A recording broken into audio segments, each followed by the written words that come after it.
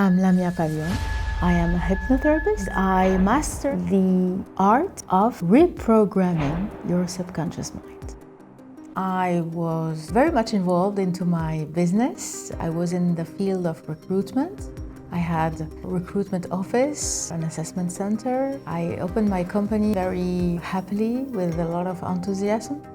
So it was mainly about that, about my social life that had a big part in my heart also. And besides that, of course, my family, my kids, we had a lot of projects to deal with my husband. So it was an active life. We were lucky. In many ways, we were lucky. It was in 2013, January 13th, exactly. We came here with my husband and my 2 kids. It promised to be interesting because we had a lot of ideas and thinking about this country. I thought at that time it was going to be tricky. I had some stereotypes in my head and I didn't expect at all that this experience would be life-changing and that I would have the chance to go dive deep into myself. Well, it was a very classical reason. I followed my husband, who has been moved here for work reasons. I knew from any kind of thinking that it wasn't going to be good if we lived in 2 different countries, so I followed him. I put my business on hold. I gave access to partners so they could deal with my business, and I simply chose to be more active here in Saudi with my family. Besides that, we were expat for a very long time. As far as I know, even with my parents, even my husband with his parents, we were living abroad or moving from town to town. So it wasn't difficult to move from a country to another. We lived in Algeria, we lived in France, we lived in Luxembourg, in UK, in Mauritania. It's a normal move for us to be part of this changing of environment. And Saudi was different.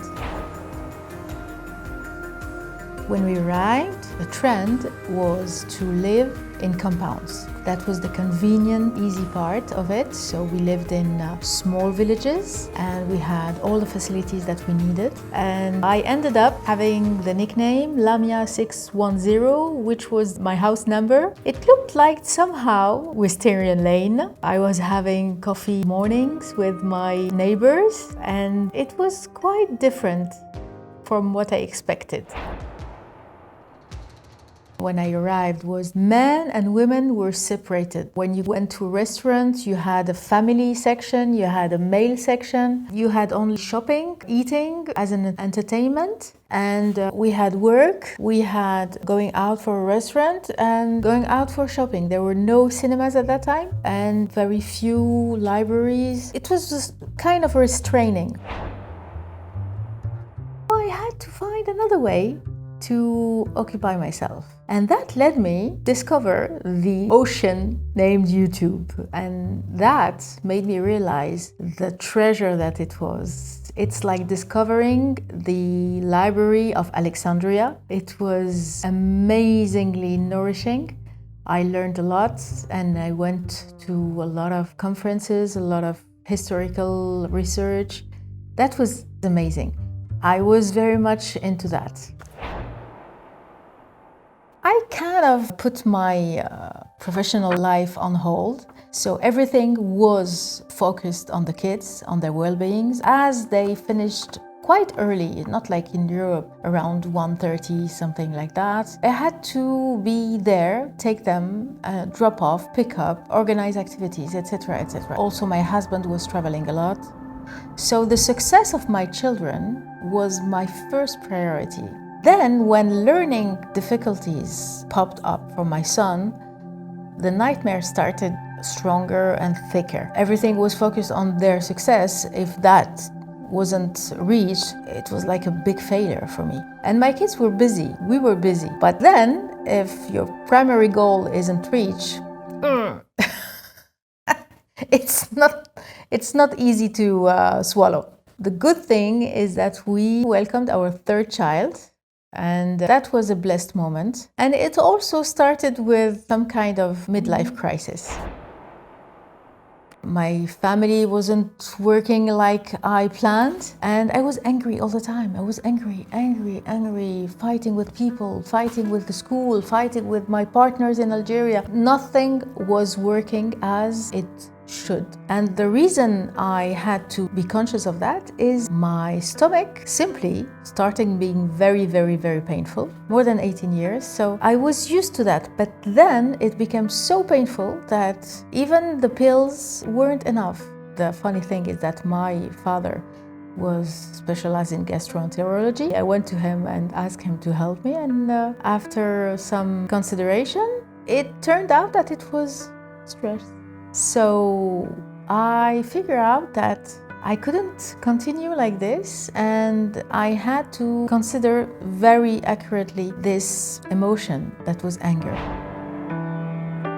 After that, it became easy because knowing that stress caused me all this pain, I was now dedicated to change since 2018. And it started with a lot of measures, habit changing. I quit smoking, I started a new lifestyle with my exercising, workout. It was different. I changed a lot of friends from my environment. And in June 2019 came Kuwait, baby number 4, and COVID.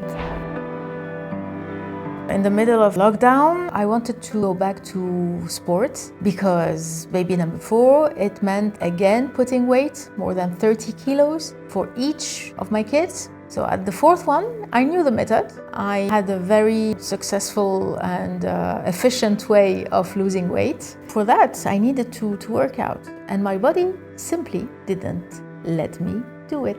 I understood that each time I wanted to go to sports, I had an accident, injury on my arm, my foot, anything prevented me from going back to the gym. And I was reading this book of Deepak Chopra about losing weight, and I discovered in the very first pages that weight was about emotional comfort. Probably I needed to deal with my emotional wounds, a breakthrough. Everything was related to emotional wounds. And immediately I could starting the healing. Here I discovered the meaning of the emotions, which is a huge breakthrough. And this changed my way of dealing with myself, changed my self-confidence, and that is the very thing that changed me. Valuing inner peace, serenity. This became my goal while I was here. It was very good news. In September 2022, we came back in Jeddah from Kuwait, and we felt very good about it.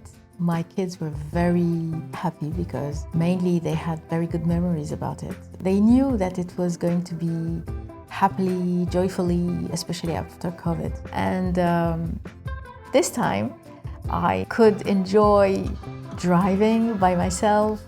I could enjoy meeting people. I could enjoy going to concerts. I went to see Imagine Dragons in Riyadh. It was amazing. And then in Jeddah, it was everything became and felt smooth. So coming back, knowing what Saudi gave me, and knowing now all the comfort, all the joy that I'm feeling, where you find out what is important. And that, I didn't see it quite everywhere. Well, everybody has his experience, but for me it was that. All these changes came with something much more tangible. I learned so much here. Even if before I was very happy with my recruiting company, I can say that 7 years in Saudi are worth the adventure, worth the work. It is a blessed experience. And that made me prioritize what's inside, not what's outside. And for that, I'm very grateful.